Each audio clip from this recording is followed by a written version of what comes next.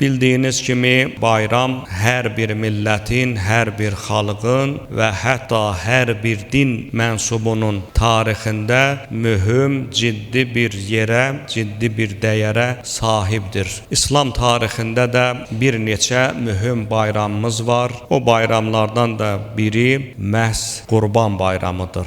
Əlbəttə ki, bundan başqa bizim Fitr bayramımız, Qədirxum bayramımız, hətta biz məsumlarımızın mövlud günlərini belə bayram kimi qeyd edirik. Ümumiyyətlə bilmək lazımdır ki, Qur'an-ı Kərimin də bəyan etdiyi kimi qurbanlığın ilkin tarixi məhz ilk insanın dövrünə qədər gedib çıxmaqdadır. Adəm əleyhissalamın iki oğlunun əhvalatı Maidə surəsində xüsusi olaraq geniş şəkildə qeyd edilib. Uca Rəbbimiz həmin surənin 27-ci ayəsində onlara Adəmin iki oğlunun xəbərini doğru olaraq oxu. Onlar bir qurban təqdim etdilər. Biri qəbul olundu, digəri isə qəbul edilmədi. Qurbanı qəbul edilməyən şəxs, yəni Qabil, digər şəxsə, yəni Habilə dedi: səni öldürəcəyəm. Onun cavabında isə